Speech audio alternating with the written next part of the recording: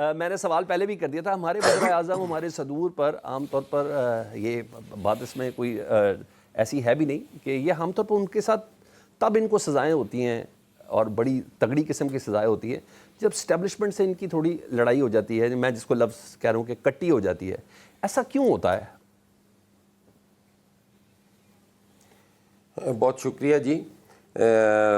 بڑا اچھا کویشچن ہے اور میں سمجھتا ہوں کہ حقیقت بھی یہی ہے کہ اسی طرح ہی آج تک تو ہم دیکھتے آئے ہیں کہ جب کوئی شخص حکومت سے جاتا ہے تو پھر اس کے خلاف مقدمات بھی بنتے ہیں اور اس کے خلاف کارروائی بھی ہوتی ہے اور پھر وہ سزا بھی ہوتا ہے.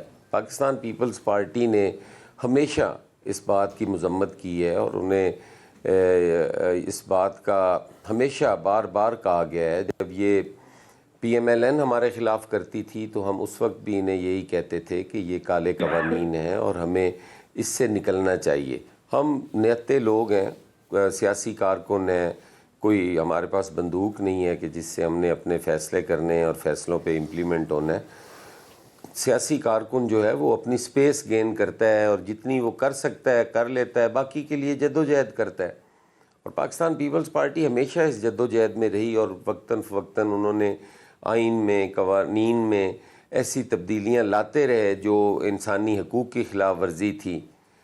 لیکن ایک ٹائم آیا جب پاکستان پیپلز پارٹی کو موقع ملا پی ایم ایل این کے ساتھ مل کے کرنے کا, تو ہم نے اس وقت بھی 18th امینڈمنٹ کے موقع پہ کہا کہ یہ نیب قوانین جو ہیں یہ کالے قوانین ہیں, ان کو تبدیل ہونا چاہیے. جس پہ پی ایم ایل این نے اس وقت ہماری بات نہیں مانی اور بالکل بڑا کھل کے اس پہ بات کی کہ پیپلز پارٹی والوں نے ہی جیل جانا ہے, ہم تو لاڈلے ہیں, ہم نے تو جانا نہیں ہے. لیکن ایک وقت آیا, انہیں اس بات کا افسوس بھی ہوا, ادراک بھی ہوا کہ ہم نے یہ غلط کیا تھا, اور پھر تحریک انصاف نے وہ کارروائیاں شروع کی. تو ہم انہیں بھی ایک بات کہتے تھے کہ ہم جب ضرورت پڑتی ہے تو آپ کے ساتھ بھی ہم پارلیمان کے ساتھ کھڑے ہوتے ہیں. پی ایم ایل این اگر تکلیف میں ہوتی ہے, مشکل میں ہوتی ہے, تو ہم پارلیمان کے ساتھ کھڑے ہوتے ہیں اور ہم ان کا دفاع بھی کر رہے ہوتے ہیں اور سارا کچھ کر رہے ہوتے ہیں. ہمیں ایسی چیزیں نہیں کرنی چاہیے. آج آپ کے سامنے ہے, مجھے افسوس ہے کہ آج ایک اور وزیر اعظم جو ہے اس کو سزا ہوئی ہے. ان کے پاس ابھی کافی ریمیڈیز بچتی ہیں, وہ جائیں گے, ہائی کورٹ بھی ہے, سیشن کورٹ بھی ہے, سپریم کورٹ بھی ہے, شاید انہیں کوئی ریلیف مل جائے. لیکن ہمیں ایک چیز کا تو یہ فیصلہ کر لینا چاہیے سب کو کہ ایک دوسرے کی پگڑی اچھالنے کے لیے, اپنی سیاست کرنے کے لیے سارے اپنا کریں, اپنی کارکردگی بتائیں, اپنی گورننس سے یہ ثابت کریں کہ وہ واقعی مقبول ترین جماعت ہیں. دوسرے کو گالم گلوچ, دوسرے کی پگڑی اچھال کر ہم جب تک سیاست کرتے رہیں گے پھر اس قسم کے نتائج ہمیں بھگتنے پڑیں گے. حسن بھائی مجھے ایک سوال کا جواب جہاں دیں. تک اس کیس کا تعلق ہے جی, مجھے اسی کے ساتھ اس کو نتھی کر دیں. کیس کی کریڈیبلٹی بھی تو بڑا میٹر کرتی ہے نا. 3 بار فیصلہ محفوظ ہوا, ٹھیک ہے, اس کے بعد فیصلہ آنے سے پہلے زبان زد عام ہو گیا, رات کو پرائم ٹائم میں 14 سال اور 7 سال قید ڈسکس ہو گئی, آج فیصلہ سناتے ہی وائرل بھی ہو گیا سوشل میڈیا کے اوپر. تو یہ تو باقاعدہ طور پر, اور جج صاحب سے متعلق ان کی بھی ایک پوری ہسٹری ہے جج صاحب سے متعلق کہ ان کو not fit for judiciary job تک کہا گیا ہے اور ان کو ڈسمس بھی کیا جا چکا ہے سپریم کورٹ کی طرف سے 2004 میں. تو اور اس ڈسمس ہوا ہوا جج کو دوبارہ اس جوڈیشری کے سسٹم کے اندر رکھنا اور ایک سابق وزیر اعظم کو اس سے سزا دلوانا, یہ تمام چیز تو بہت بڑے بڑے کوشچن مارک نہیں ہے سر؟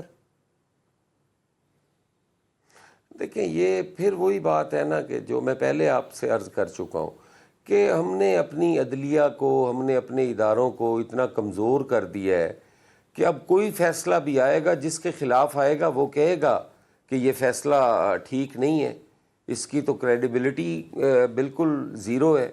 یہ تو فیصلہ پہلے پرائم ٹائم میں ڈسکس ہو گیا, یہ تو اس طرح ہو گیا.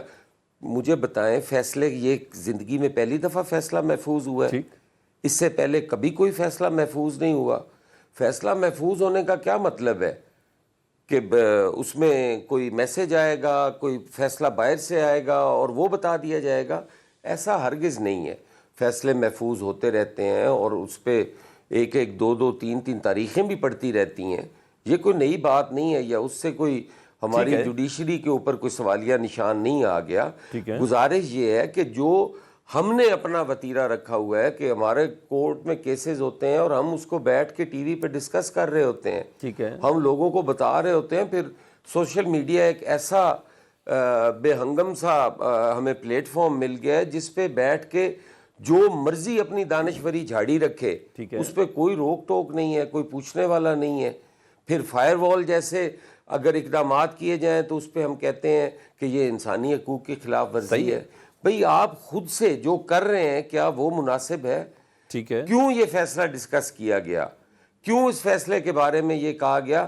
ہم سارے ٹاک شوز میں بیٹھ کے جب اس کو ڈسکس کر رہے ہوتے تھے تو وہاں پہ بتایا جا رہا ہوتا تھا کہ اس میں 14 سال سزا ہونے کا خطرہ ہے. اب ایک طرف یہ کہا جا رہا ہو اور دوسری طرف سوشل میڈیا پہ یہ بار بار اس کو چلایا جا رہا ہو, ٹاپ ٹرینڈ بنایا جا رہا ہو جی کہ خان صاحب سزا ہو رہے ہیں, 14 سال ہو رہے ہیں جی. جی بالکل. وہ کون کر رہا ہے؟